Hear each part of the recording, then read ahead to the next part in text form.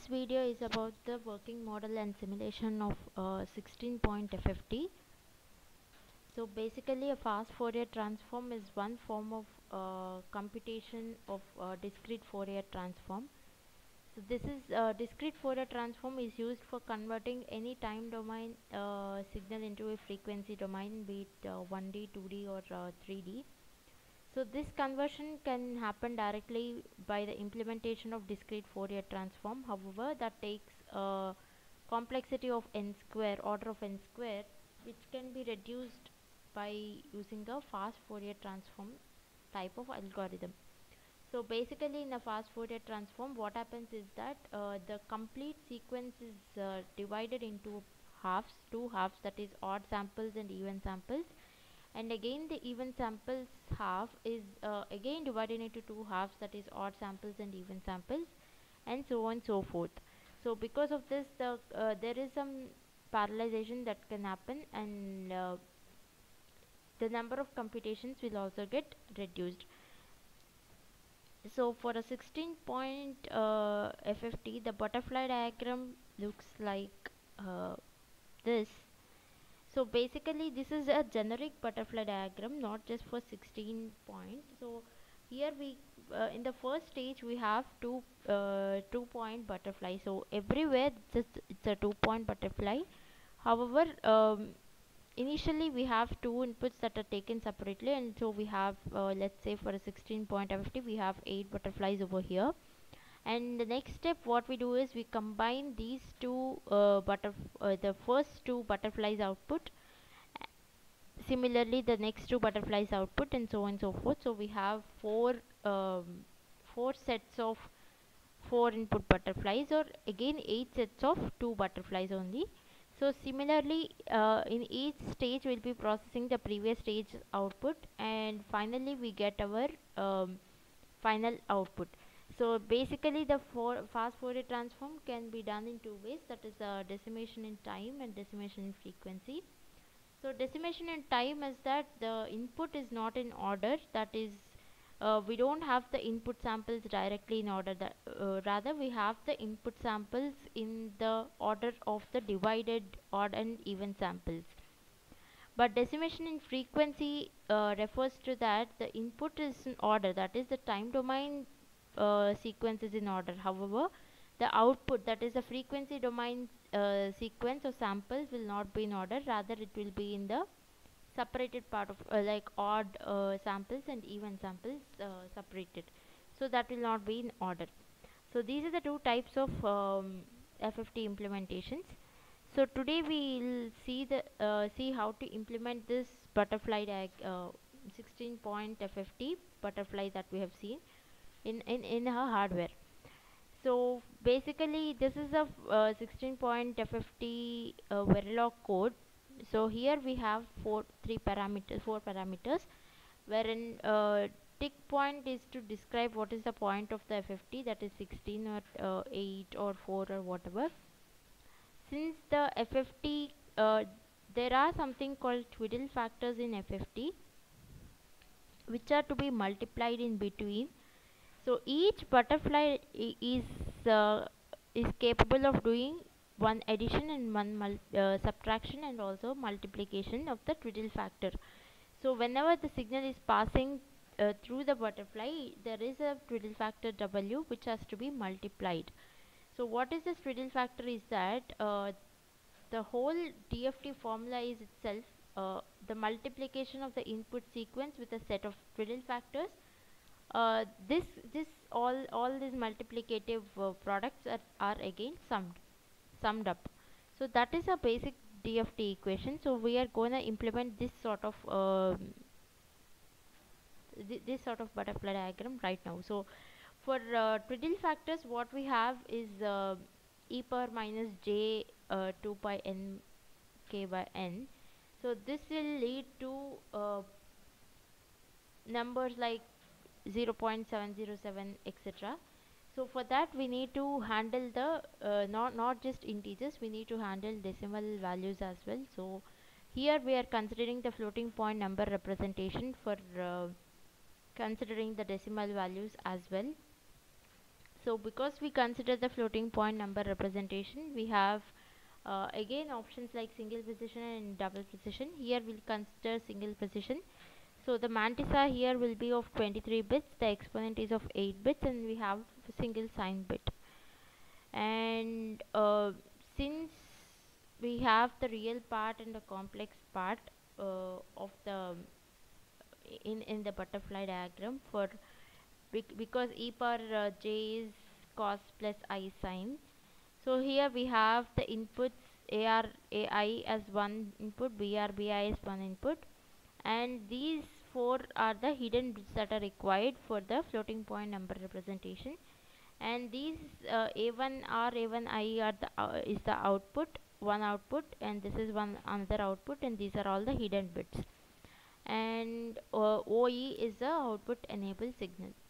So these are all the declarations of intermediate variables. So coming to the first step, so first initially we'll have a first in first out register, or which is to determine when to start the FFT or what clock it should be taken.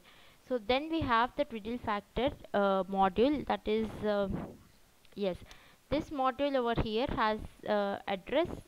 Basing on the address, the two data will be given. What is the two data is the cos and sine values. So the the twiddle factor module is stored with the actual twiddle factor values required for the FFT 16 point implementation. So from that, basing on the twiddle factor address, basing on this address, we get our two data, that is twiddle 1 temp and twiddle 2 temp. Okay. So from where do we get that address is the twiddle count. So what count there are here? Yes, here we have 8 values for cos and 8 values for sine. So we need to properly understand what what twiddle factor value is to be taken, because uh, each butterfly has a different twiddle factor here, even in the second stage and so on. So the proper selection of twiddle factor happens by this module, that is count underscore twiddle. From this module we get the proper count, and from which the address is generated, and once this address is generated, we get our two data, that is TW temp 1, that is cos value and sine value. And basing on this cos value and sine value, we process the butterfly. So here we have twiddle sine. Yes, we process the butterfly module. But this is an overall flow, but before going into that, we have to actually register our inputs properly, because in each clock we'll be getting new values. So here the shift register is nothing but built of D flip-flops required. So we have 4 shift registers, that is one shift register for A1R, B1R, and second shift register is for the hidden bits of the real parts of input. Second and third are for the imaginary parts of the input. So once we get our twiddle address, and from that twiddle address we get our twiddle cos sine values, we can process butterfly, because a butterfly is a model which needs inputs as the base inputs of direct inputs, primary inputs, and also the twiddle factor. So now let's see what is this butterfly module. This butterfly module is here we have two types of butterflies, that is one for DIF, that is decimation in frequency, and one for decimation in time. So now since we are considering decimation in time, this is the model that will be considering. So here the one tick B0 will do the addition, and one tick B1 will do the subtraction. So the multiplied result of BR with this the TR and TI is again the twiddle factors. So the BR TR, the multiplication of the one of the inputs with the twiddle factors is taken, and then it is used for subtraction or addition. However, here for a decimation in frequency, this is little different. So the subtracted or added input is taken and then multiplied with the twiddle factors. So this is how the butterfly implementation is done. And finally, output enable depends upon the enable of the FIFO, which continuously counts the actual required number of clocks. So now let us look into the test bench of a 16 point FFT. Here the inputs are registered and the outputs are wired or taken as a wire, and these are the initial settings that are required for the start and reset, and these are the set of input values that we are considering. This is the clock toggle for clock to be continuously toggling, and this is the instantiation of the uh, FFT16 module. So now let's see the simulation result of this FFT16. This is a screenshot of the simulation result. So basically here we have for a 16 point FFT we have 8 sets of inputs. So this is first set, second, third, fourth, 5, 6, 7, 8, 9, 10, 11, 12, 13, 14, 15, 16. So basically here these four one is real imaginary and again real imaginary. So A1 A1R A1I B1R B1I.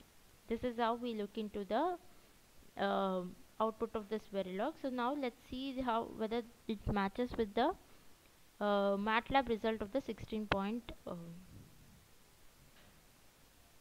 FFT. So this the same inputs that are given as a test bench in a Verilog are given over here for the MATLAB.